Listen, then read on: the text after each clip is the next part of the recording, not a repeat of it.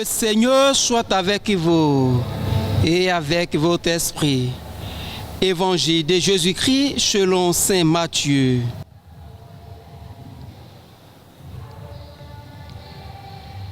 Matthieu chapitre 1er, le verset 18 à 24.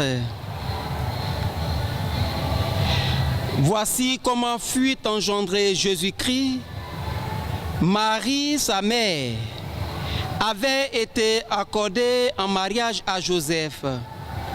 Avant qu'ils aient habité ensemble, elle fut enceinte par l'action de l'Esprit Saint. Joseph, son époux, qui était un homme juste et ne voulait pas la dénoncer publiquement, décida de la renvoyer en secret. Comme il avait formé ce projet, voici que l'ange du Seigneur lui apparut en songe et lui dit: Joseph, fils de David, ne crains pas de prendre chez toi Marie, ton épouse, puisque l'enfant qui est engendré en elle vient de l'Esprit Saint. Elle enfantera un fils et tu lui donneras le nom de Jésus, c'est-à-dire le Seigneur sauve, car c'est lui qui sauvera ton peuple de ses péchés. Tout cela est arrivé pour que soit accomplie la parole du Seigneur prononcée par le prophète. Voici que la Vierge concevra et elle enfantera un fils. On lui donnera le nom d'Emmanuel, qui se traduit Dieu avec nous. Quand Joseph se réveilla, il fit ce que l'ange du Seigneur lui avait prescrit. Il prit chez lui son épouse. Acclamons la parole de Dieu. Frères et sœurs en Christ, membres de la Sainte Église, famille de Dieu, les textes que nous venons d'écouter en ce 4e dimanche du temps de l'Avent, année A, se résument en un mot hébreu: Emmanuel, Dieu avec nous. Ainsi, frères et sœurs, sommes-nous invités à faire confiance en ce Dieu d'amour et de miséricorde qui vient habiter en nous pour partager et participer à la réalisation de son œuvre de salut promise en Jésus-Christ. Oui, bien-aimés du Seigneur, le roi Akaz, dans la première lecture que nous avons écoutée, ainsi que tout le peuple du royaume, se sont engloutis dans la violence, les larmes et les souffrances, voire même la perte du royaume de David à cause de leur infidélité et manque de confiance au Seigneur Dieu. En effet, devant la progression de l'ennemi, ils ont choisi les puissances humaines plutôt que de faire confiance au Seigneur. Le Psalmiste ne nous dit pas: vaut mieux s'appuyer sur le Seigneur que de compter sur les puissants. Psaume 117, le verset 9.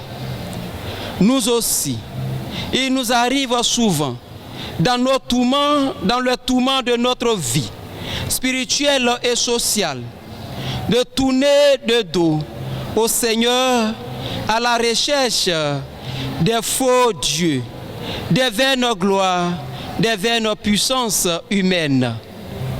Dieu pourtant ne se lasse pas. Il interviendra de façon déconcertante par ce Fils qu'on appellera Emmanuel, c'est-à-dire Dieu avec nous. Aujourd'hui encore, bien-aimés du Seigneur, quelle est ma propre confiance en ce Dieu durant ce temps de l'Avent?